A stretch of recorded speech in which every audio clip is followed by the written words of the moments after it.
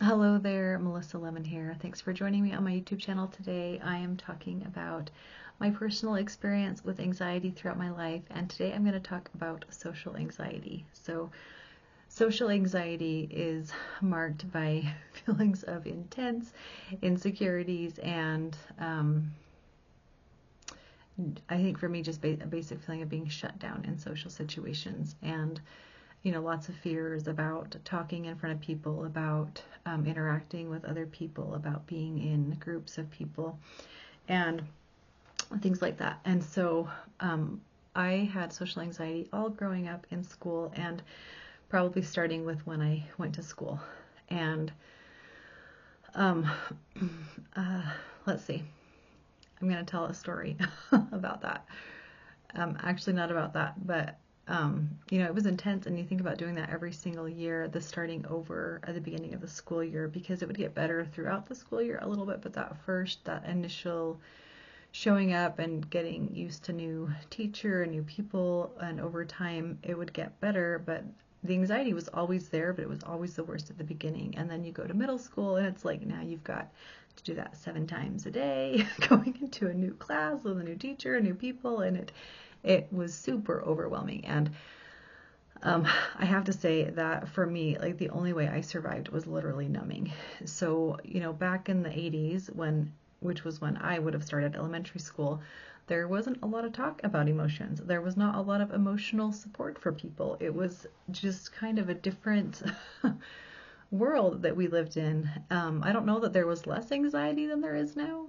I don't know. I get the sense that probably not, but there just wasn't as much awareness and as much help. And so I think numbing was a big, huge coping mechanism that people would use, and probably a really important one because it's probably how we all survived that time. But so the story that I wanted to tell actually has to do with when I went to graduate school, because I got my bachelor's degree in my early 20s, and I had so much social anxiety that I think I only ever talked to an academic advisor twice in college, because I'm like an avoid that kind of thing at all costs. Even though that I'm more comfortable with one-on-one situations, it would have been a new person. It would have been, I don't know, there was a lot of anxiety about even just making an appointment, let alone showing up and having this conversation. And it's kind of funny because, so the second time I ever met with an advisor was basically, here's my grad plan. I'm totally on track. I can read. I can use the internet. So I don't really need you. And the internet was a great thing for people with social anxiety, because it was like, oh, we don't have to be social anymore. We can do all these things on our own. And for me, that was probably a crippling thing, but honestly, a thing that I really enjoyed. And anyway, so I finally went and talked to my academic advisor about graduating, and she looked at my grad plan and she looked at my courses, and she was like, you can't graduate. She's like, I'm not even gonna, like, we're gonna not include one or two of my classes. And just because I had taken several classes that were so similar, she was like, we're just not gonna count those. And so I had to take an additional class, and literally that's how bad my social anxiety was, that I like wouldn't even go talk to an academic advisor, and it cost me a semester of college. And so it's just kind of interesting. But when I went to graduate school after I had kind of begun therapy and begun a healing process.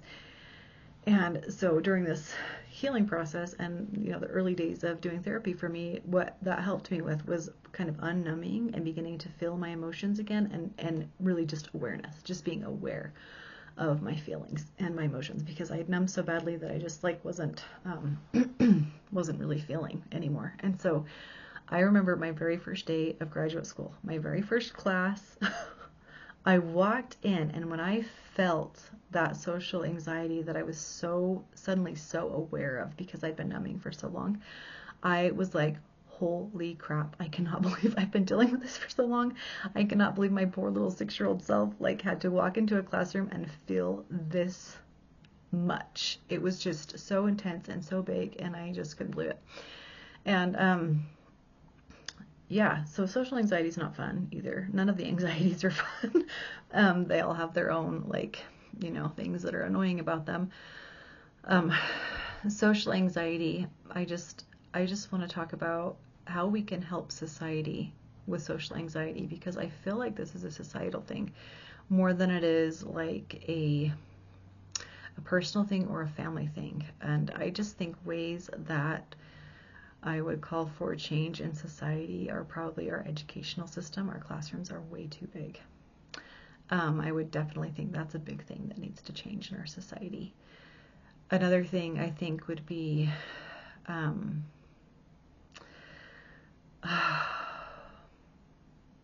I don't know, maybe some, I don't know how to describe it. I just keep thinking about like big personalities and how it was really difficult for me to be around big personalities because it was like I was invisible. And if there was some way to balance out, I think sometimes big personalities get away with a lot. No, please don't be offended if you're a person with a big personality. But, there are people who shrink and disappear around people with big personalities. And I'm just going to mention this because this is an interesting thing. So 12-step meetings are a beautiful thing. And in 12-step meetings, like nobody gets to talk more than anybody else. And I think that should be a societal rule. So when you're in a social setting, like if you have, whatever, a journal or a blog or a vlog, or you're writing books, you can talk as much as you want. But if you're in a social setting, I just think that should be a societal rule that nobody gets to talk more than anybody else. And start paying attention to that. There are a lot of people who talk way more than everybody else, and that is really hard for people with social anxiety because, we can never get a word in. Things go too fast. I think if we could just slow things down, things go way too fast. By the time I have the courage to raise my hand or say anything, or sometimes I've even formed my thoughts, like we're on to another subject in the classroom. And that is because of my social anxiety, because my brain actually moves very quickly when I'm by myself. So anyway, those are 3 things I would recommend, or I would, think would help with their societal changes, I think. And so just, changes in format of education and in learning and in interaction in social settings, I think that would be a huge thing. So, and you know what, we can't do that without everybody becoming aware. So maybe that's a first step. We can all just become a little more aware of, ourselves and keep trying to improve. And as far as healing for social anxiety, I have to say I don't feel like I haven't done a lot of healing for social anxiety as far as emotional work. I bet there's some, I would bet there's some inherited things going on there, some genetic things going on there.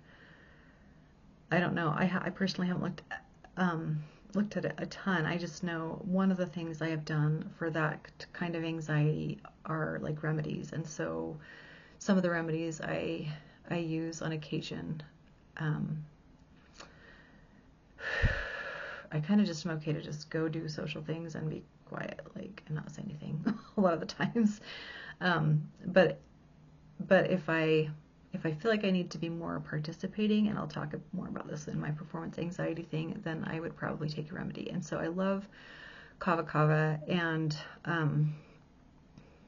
that is basically a muscle relaxant, but it helps a ton with something like that. It helps me feel calm when I'm in a social setting, calmer when I'm in a social setting. I love Ignatia 200, the homeopathic Ignatia is great. It's interesting because that emotionally that's more for like a grief, but it seems to help a lot too. And then of course I have my favorite tea that I make, which is it has chamomile, lemon balm, lavender, so 3 calming agents plus a mint, which is like a quickening agent. It helps things act quicker. And so I love, like, that's my favorite thing to drink, and it helps me calm down. And sometimes I'll take a drink. I'll have that tea before I,